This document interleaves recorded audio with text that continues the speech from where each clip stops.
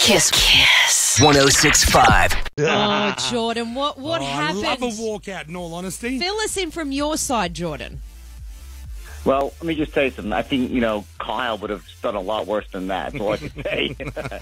It was, listen, here's the bottom line. I've been asked every single question you can imagine. I've done probably 1,000 interviews, and I've had some really tough journalists that were unfriendly and not nice, on the nasty side. But this was a very different sort of interview. This was a complete attack. Like, I'd asked, she was having an argument with me and asking me the same question 9 times, and she didn't like my answer. I'm like, well, I said to her, and of course they used the edited version. If you saw the unedited version, you would realize what an F-Wit she is, because she kept asking me literally the same, it was like 15 of the same questions.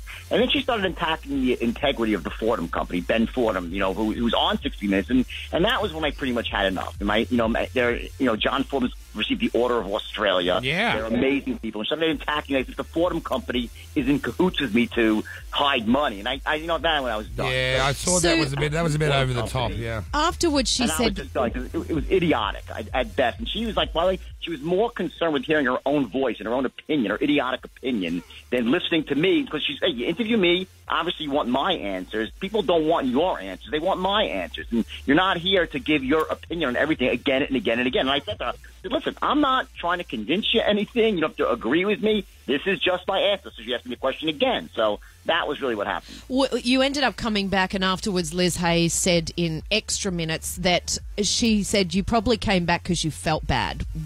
What do you say to that?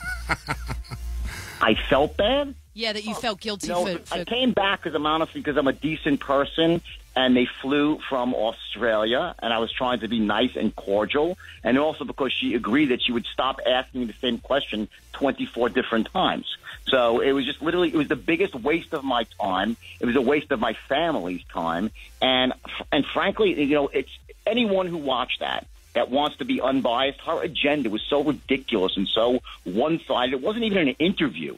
It was like trying to do a public lynching for ratings. Oh, really? And the fact of the matter is that it was just, it was honestly, it was the lowest form of journalism I've ever seen. And I think that every person in Australia should boycott 60 Minutes because it's a worthless show. That's what I think.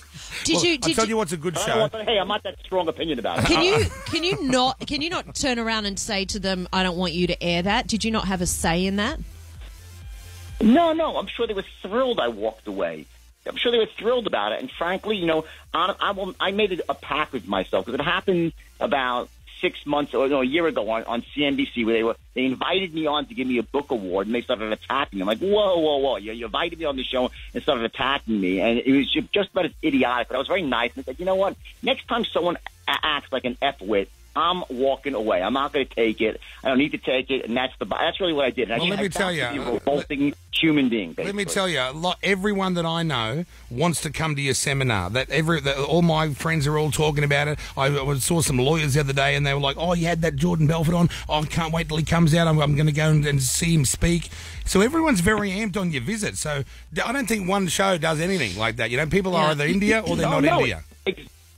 You know what I said to my manager? Honestly, they'll probably sell more tickets than anything else because, listen, my fans, the people who are open-minded and want to learn how to, entrepreneurship and how to close deals, they're going to come to my seminars when I come to Australia in mid-June. So the closed-minded people, they weren't coming anyway. So all this does is alert everybody that I'm coming, and it sold tons of tickets. What bothered me, what bothered me, it was F-Wit Journalist. That's all.